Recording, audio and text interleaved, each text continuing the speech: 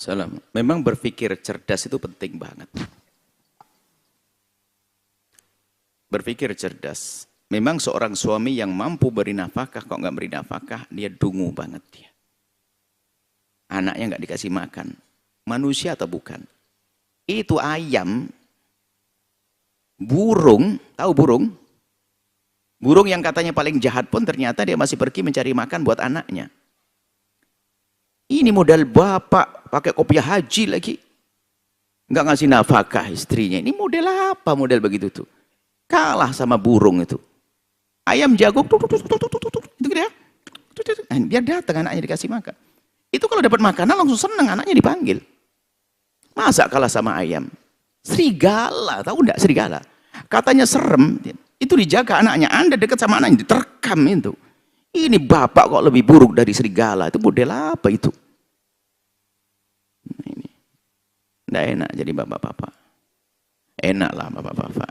Anda nggak usah melahirkan, nggak cari nafkah saja. Nah tolonglah wahai suami, kecuali Anda memang tidak mampu. Model bangkrut dagang, bangkrut ini, bangkrut dan sebagainya. Nih, saya nasihati dulu para bapak-bapak. Nggak pantas, biarpun ibadah, ngaji dan sebagainya. Sebab ada yang ngadu kepada kami, seorang istri mengatakan, Buya suami saya soleh banget. Soleh banget, alhamdulillah. Iya Buya, soleh. Saya kerja di pasar, cuman suami saya nggak kasih nafkah, kerjaannya ngaji terus. Ngaji apaan itu? Iya Buya. Ngajinya di mana? Di Buya. Oh, kacau ini. Oh, orang ngaji sama Buya kok begitu nih nggak? Astaga, ngajinya di Buya. Biasanya dia shop depan, bukan ini loh, itu jangan-jangan. Boleh dia sampai tak lihat siapa dia ini orangnya. Paling rajin ngaji dengan Buya, nggak mau ngasih nafkah, ongkang-ongkang, istrinya suruh ke pasar. Anda ini balul kalau gitu.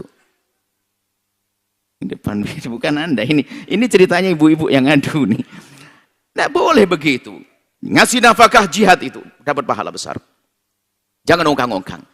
Kecuali di saat suami tidak mampu dan seterusnya, baru nanti istri punya peran. Nah, ini bagi suami. Suami harus begitu. Sisi lain istri yang bertanya, Anda berpikiran cerdas loh ya. Subhanallah.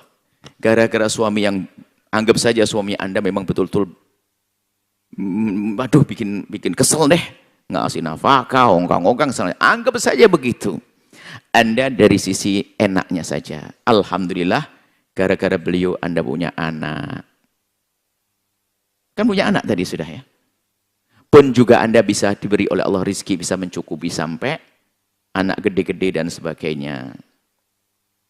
Anda pikirkan, ini adalah nikmat. Kalau Anda tidak menikah dengan dia, barangkali nggak punya anak atau bagaimana. Anda tidak usah menyesali, kan sudah lumayan. Alhamdulillah diberi oleh Allah. Jangan dikatakan anak beban. Anak kasih sayang. Jadi Anda lihat sisi positifnya. Kemudian, selama ini Anda mendapatkan pahala terus kok. Ada pada zaman Nabi seorang wanita bertanya, ya Rasulullah aku punya suami kayak bapak-bapak tadi itu. Suami tidak pernah ngasih nafkah ya Rasulullah. Saya suami tidak beri nafkah. Lalu bagaimana kau makan? Kata Nabi. Ya kalau makan alhamdulillah masih ada sih. Kayak tadi ibu, saya bisa kerja sampai cukuplah atau saya punya kebun kurma. Maka Nabi menjawab dengan pertama fikih keadilan. Kalau ada seorang wanita yang tidak diberi nafkah oleh suami, maka dia boleh minta cerai. Ingat, jika ada seorang istri tidak diberi nafkah oleh suami, maka dia boleh minta cerai dan tidak dosa minta cerai. Maka wanita bebel langsung kelihatan suaminya. Nanti pulang aku minta cerai. Itu pasti bebel. Pasti, wow gitu ya cerai. 15 tahun gak sih nafkah. Ini yang saya tunggu-tunggu. Nah, tidak dosa saya minta cerai. Oh bebel ya. Tunggu dulu dong.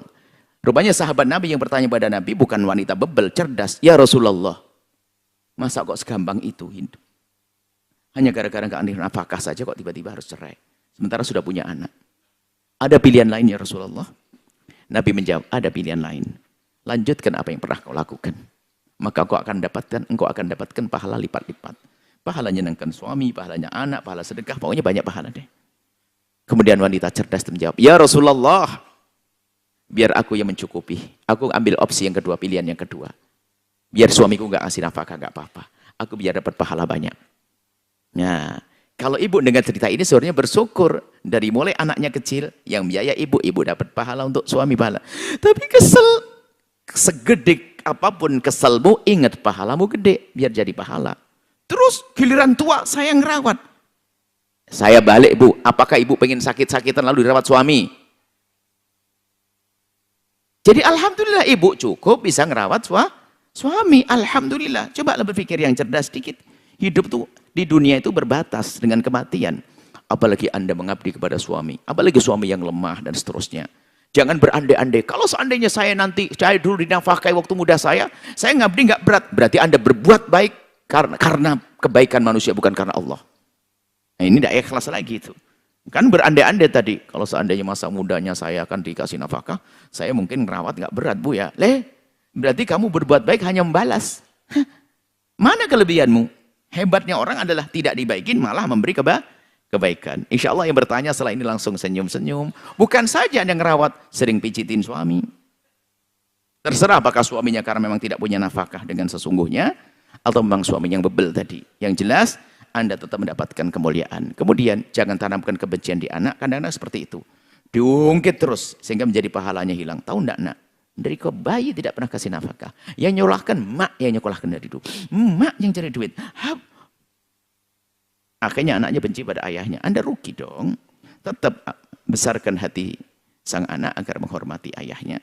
Dan Anda mendapatkan pahala berlipat ganda. Seperti itu Allah. Allah.